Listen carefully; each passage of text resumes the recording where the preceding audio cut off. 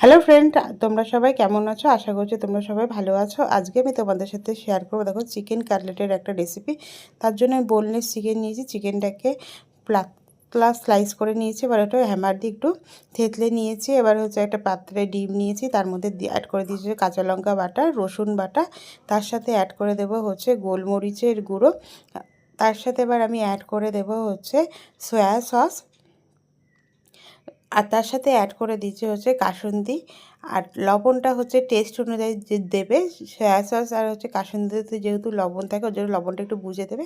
দিয়ে হচ্ছে এগুলোকে ভালো করে ডিমের মধ্যে ভালো করে দিয়ে মিক্সড করে নেবে। মিক্সড করা হয়ে গেলে এর মধ্যে চিকেনগুলোকে দিয়ে 10-15 মিনিট চিকেনগুলোকে ভালো করে ম্যারিনেট হতে দেবে। চিকেনটা ভালো করে ম্যারিনেট হতে দেবে। আর এদিকে হচ্ছে একটা প্লেটের মধ্যে ব্রেড ক্রাম্বস নিয়ে নেবে, হালকা করে ছড়িয়ে নেবে ব্রেড ক্রাম্বসগুলো নিয়ে হচ্ছে চিকেনগুলোকে এবার এর মধ্যে ভালো করে কোটিং করে নেবে। চিকেনগুলোকে কোটিং করে এটাকে হচ্ছে 10 থেকে 15 মিনিট ফ্রিজে রেখে এটাকে ভালো করে ব্রেড ক্রাম্বসগুলোকে সেট হতে দেবে। ব্রেড ক্রাম্বসগুলো এবারে হচ্ছে কড়াইতে সাদা তেল নেবে। সাদা তেলটা গরম করে লো টু মিডিয়াম হিটে চিকেন কাটলেটগুলোকে ডিপ ফ্রাই করে নেবে। ডিপ ফ্রাই করে নিলে রেডি হয়ে যাবে চিকেন কাটলেট। আর সবাইকে বলবো আমার রেসিপিগুলো যদি ভালো লাগে একটু ফ্রেন্ড অ্যান্ড ফ্যামিলির সাথে একটু পারলে শেয়ার করে দিও। থ্যাংক ইউ সবাইকে।